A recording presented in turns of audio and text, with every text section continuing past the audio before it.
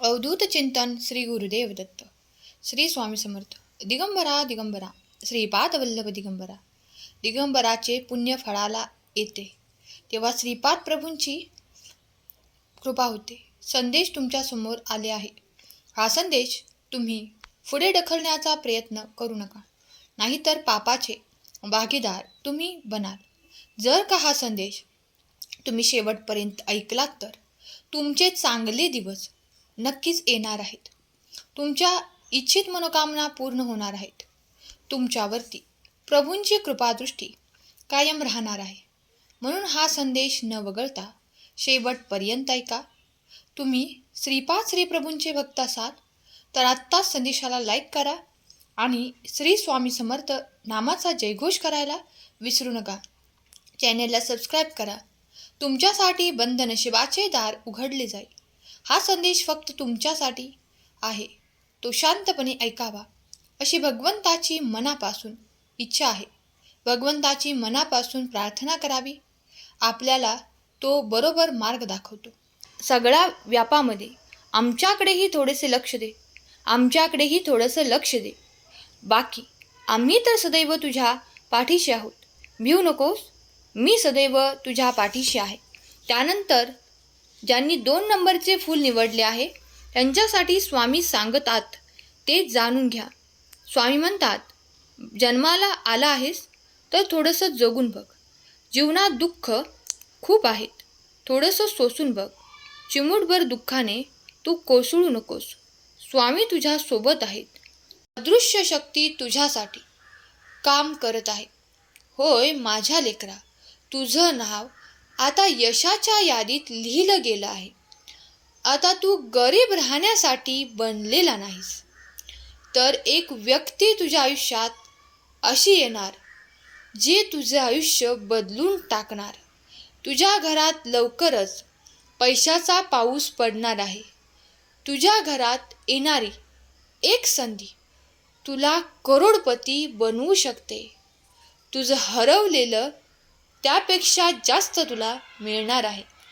आज देवाने तुझ्यासाठी हा खास संदेश पाठवला आहे. तुझ्या आयुष्यातील कठीण काळ आता इतिहास जमा होणार आहे. तुला अचानक मिळणारी बातमी तुझे आयुष्य कायमचं बदलून टाकणार आहे. होय, फक्त एक फोन कॉल आणि सगळं बदलेल.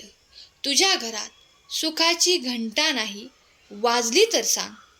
माझ्या बाळा, तुझ्या आयुष्यात सर्वात मोठा ब्रेक आता तू घेणार आहेस आणि तू उंच शिखरावर जाणार आहेस, कारण ही वेळ तुझ्यासाठीच बनवली आहे. भगवंताची साथ तुम्हाला कायमच मिळणार आहे. विश्वास असेल तर होय माझा विश्वास आहे टाईप करा आणि या भक्तिमय चॅनलला सबस्क्राईब करा. देव म्हणतात, बाळा स्वतःसाठी वेळ दे. काही वेळ एकांतात घालवल्यानंतर जाणवतं की आपल्याजवळ आल्याशिवाय आपलं असं कोणीच नाही. कोणाच्या तरी भावना दुखावणे, कोणाच्या तरी भावनांशी खेळणं हे कर्ज घेण्यासारखं आहे, जे कधी ना कधी आपल्याला व्याजासकट फेडावंच लागणार आहे. तुमच्या जवळची माणसं तीच असतात जे तुमच्या आवाजावरून तुमच्या सुखाचा आणि दुःखाचा आनंद लावतात.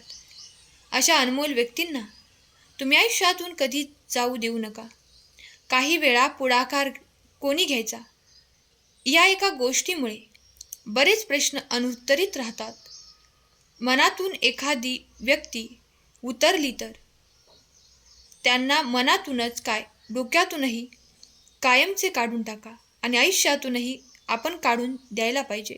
कधीही स्वतःला घडवण्यात वेळ घालवा, म्हणजे तुम्हाला इतरांना दोष देण्यासाठी आणि इतरांचे दोष काढण्यासाठी वेळच मिळणार नाही. नात्यांना सुंदर चेहऱ्याची आणि सुंदर आवाजाची गरज नसते.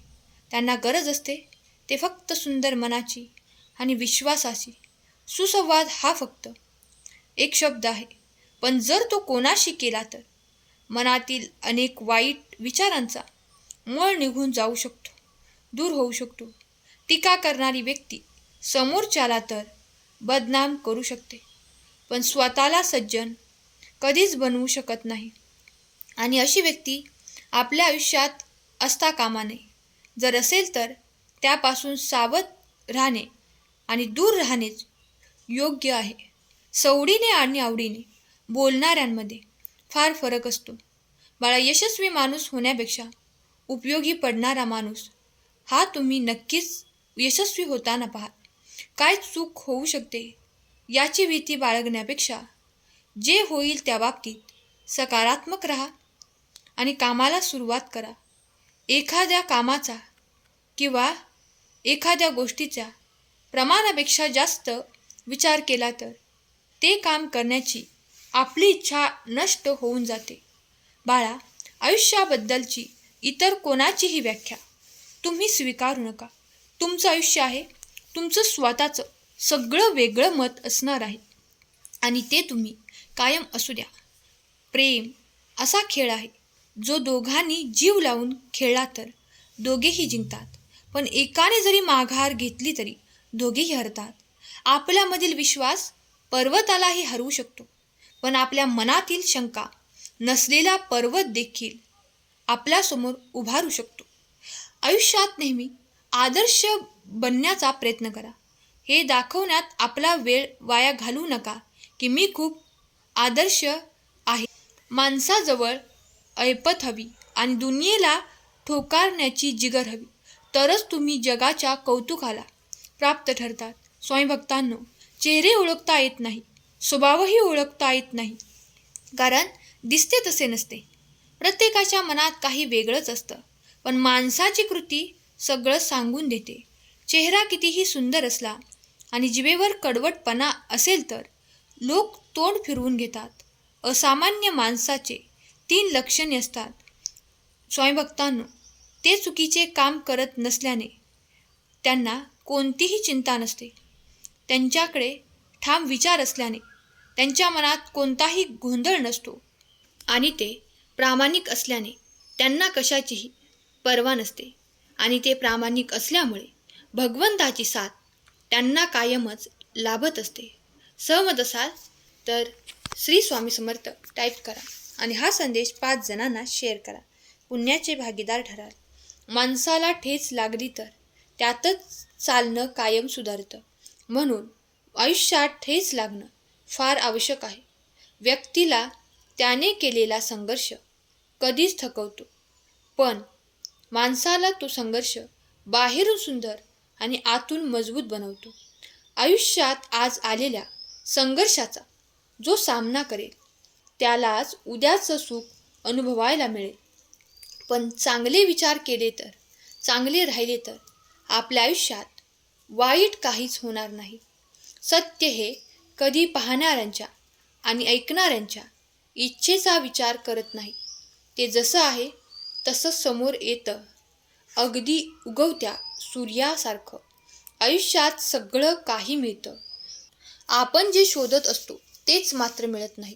शोध कार्य काही थांबत नाही आणि आयुष्याच्या अंतिम क्षणाला लक्षात येतं की आपण जे बाहेर शोधत होतो ते खरं आपल्या आतच होतं, ते म्हणजे समाधान. त्यामुळे आहे त्या परिस्थितीत आनंदी, सुखी, समाधानी, संतुष्ट राहायला शिका. त्यातच आपलं सुंदर आयुष्य आहे. एखाद्या गोष्टीची किंमत ही 2 वेळेस कळते.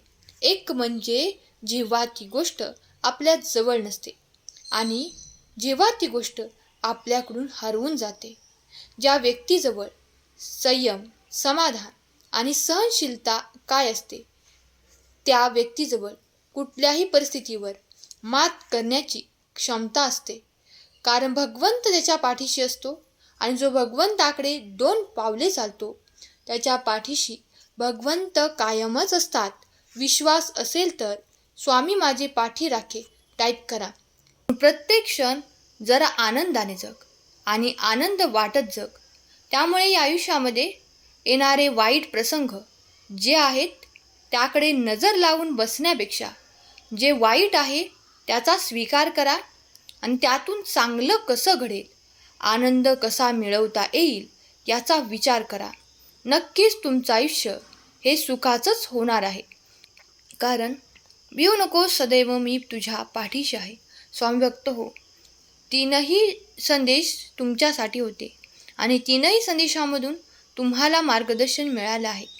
आपले आयुष्य हे आपल्याला एकदाच मिळालेलं आहे आणि म्हणूनच ते जगत असताना आपल्याला आनंद कसा मिळेल, समाधान कसे मिळेल आणि या धावपळीच्या युगामध्ये आपल्याला शांतता कशी मिळेल याचा विचार करायचा आहे. आणि आपल्या मनाला जर शांतता हवी असेल तर स्वामींशिवाय पर्याय नाही. स्वामींच्या सानिध्यात जा. स्वामी जवळ बसले की सगळं मन मोकळं होतं आणि नवीन विचार करण्याची प्रेरणाही आपल्याला मिळते. स्वामी भक्त हो, हा संदेश तुम्हाला आवडला असेल तर संदेशाला लाईक करा आणि कमेंट बॉक्समध्ये श्री स्वामी समर्थ लिहायला विसरू नका. आणि असेच नवनवीन स्वामी संदेश ऐकण्यासाठी आपल्या भक्तिमय चॅनलला सबस्क्राईब करा. पुन्हा भेटूया नवनवीन संदेश घेऊन. तोपर्यंत स्वस्थ रहा, मस्त रहा आणि आपल्या स्वामींचे नामस्मरण करत रहा, सेवेत रहा. केलेली सेवा स्वामी माऊली चरणी अर्पण करते. आजचा संदेश शेवटपर्यंत ऐकल्याबद्दल धन्यवाद. श्री स्वामी समर्थ. जय जय स्वामी समर्थ. श्री गुरुदेव दत्त.